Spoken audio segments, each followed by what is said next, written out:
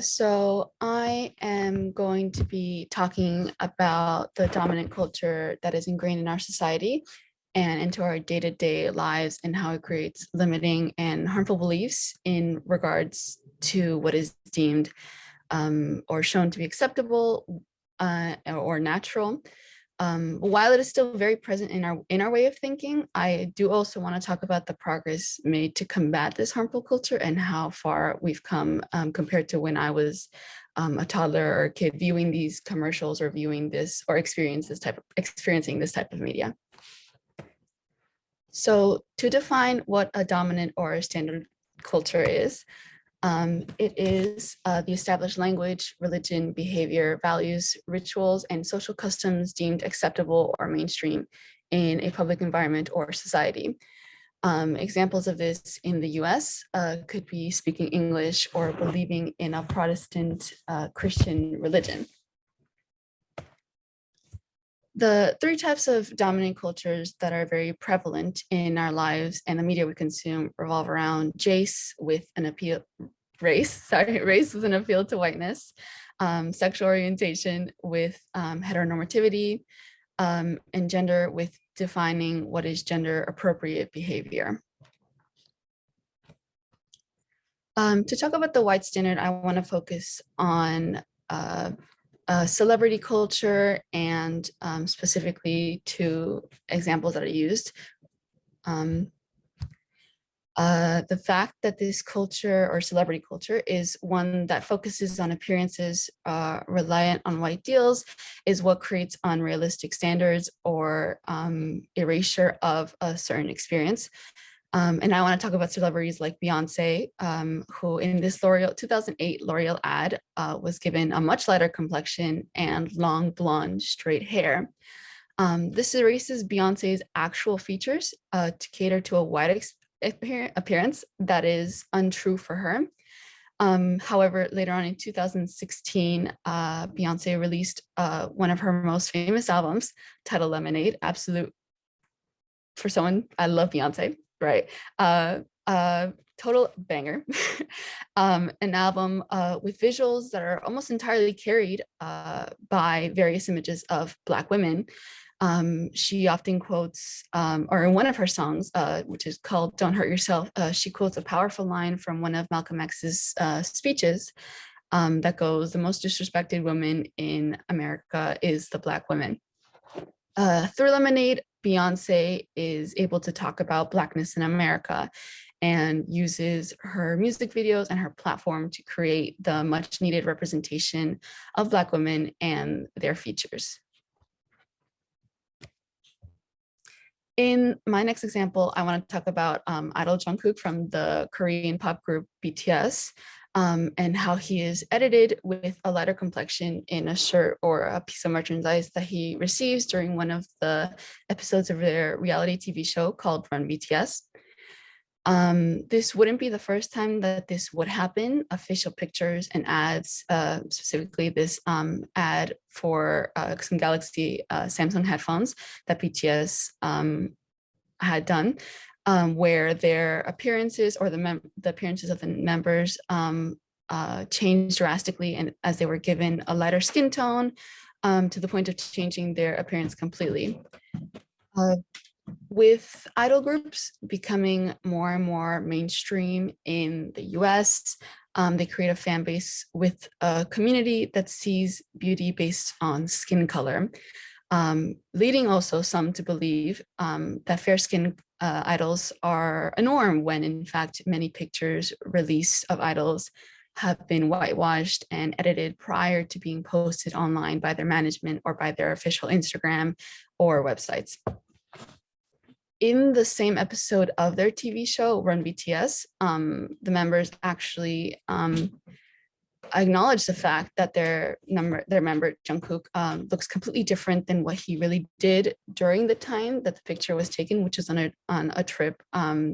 They took an exclusive trip to Hawaii.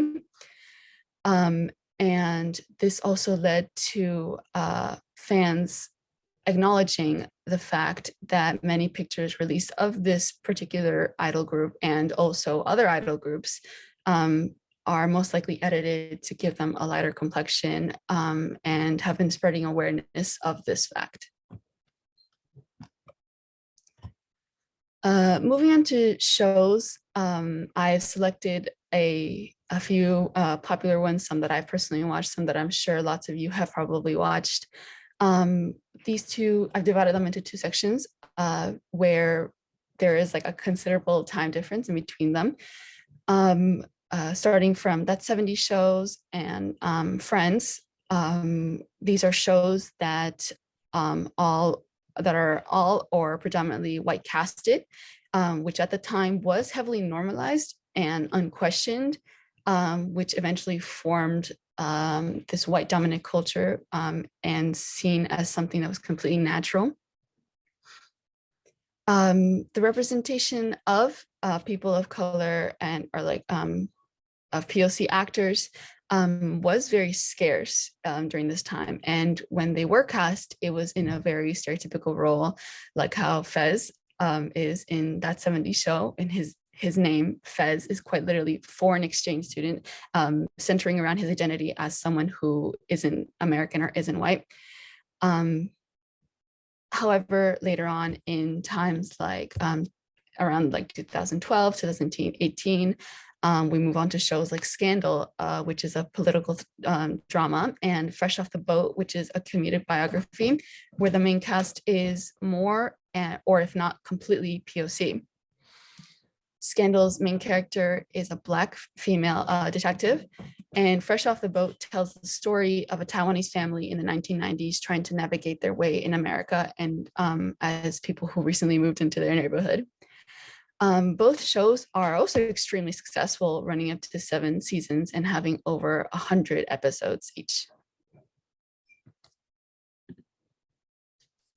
The second part of this dominant culture revolves around gendered products, specifically advertised toys, and how they affect children as they grow and consume them.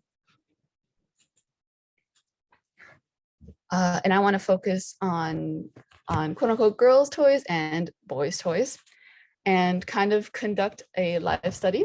I'm going to pose 2 questions, and which is, the first one is, what are some examples of toys that you can think of that are categorized as boy toys, which I will leave for the chat to answer really quick.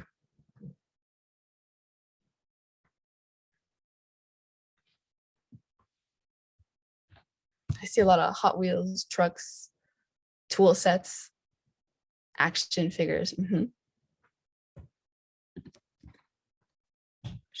Right, and for the next question, what are some examples that you can think of that are categorized as girl toys? Dolls, baking sets, cooking sets, Barbies, dress up sets, makeup, for sure.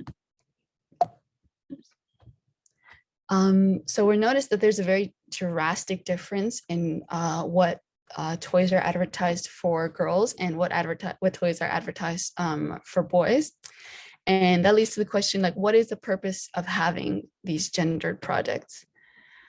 Gender products advertise and create a culture that pushes children into roles according to their gender assigned at birth.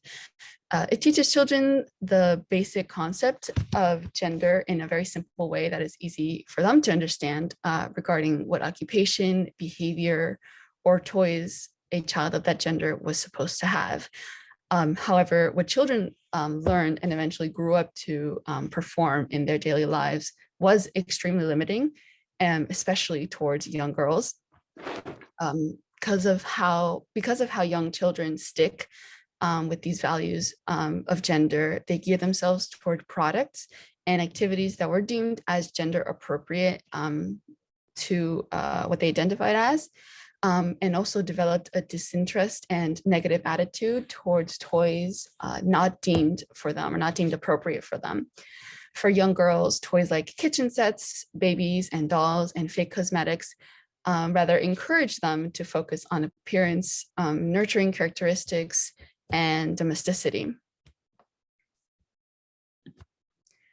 while boy toys or toys like guns, trucks, and building or science sets encourage boys to be creative and focus on their power and their strength and their knowledge. Sorry. Toys like this, they help develop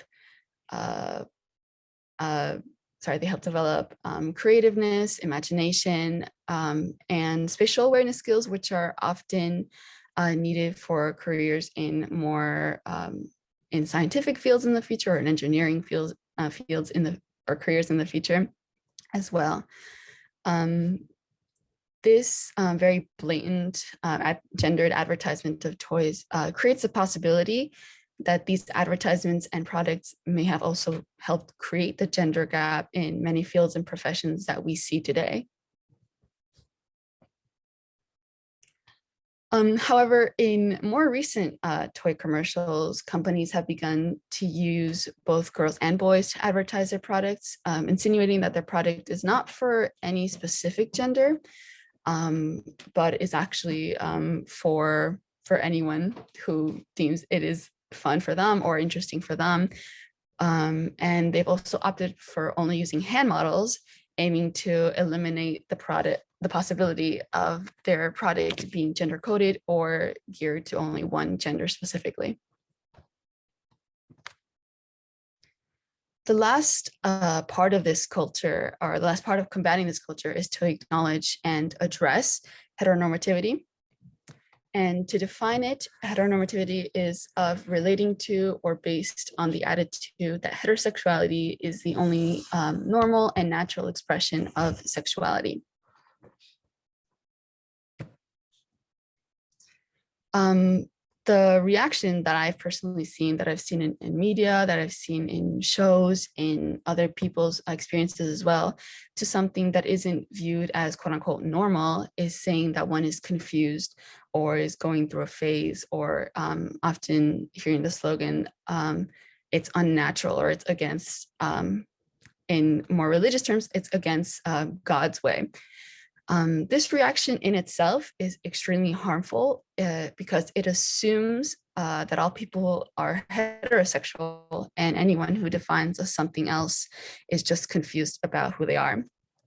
This reaction and this assumption contributes to bullying and discrimination towards people who don't identify as heterosexual, because they are seen as something unnatural and express themselves in a way that is not seen as quote unquote acceptable in our society's dominant culture.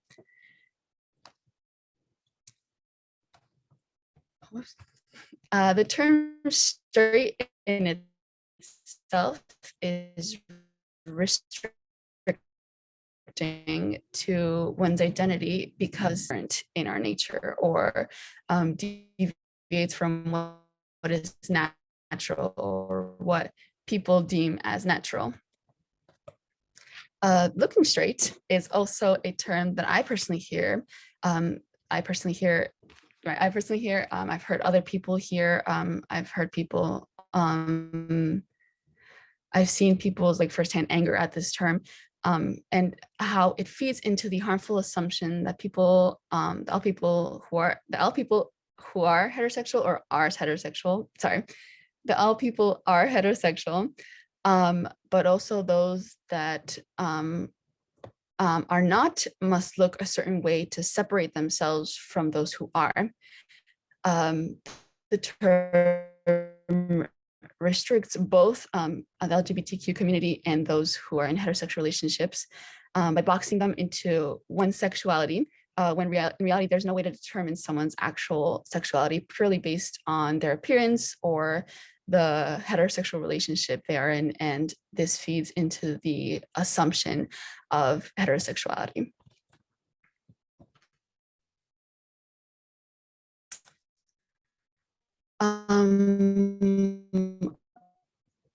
Combating heteronormativity is so does in school discussions, in even like at the beginning of this meeting, we all introduced ourselves with our name, and right, like second like nature, our pronouns, which for some people it might still be kind of new. I've only recently started doing the like maybe I'd say in the past 3 or 4 years. And I've known what gender and sexuality, or like the concept of gender and sexuality is, since I was in middle school. And I think that's seen the development of some people, and introducing ourselves with our pronouns, using a partner instead of a gender term to talk about the person you're in a relationship with, is so important to combat the assumption of heterosexuality and prevent the exclusion of people, and overall just make the the ability, or like open our minds into remembering that assuming that one is heterosexual is harmful, and making sure that we always ask people for their pronouns.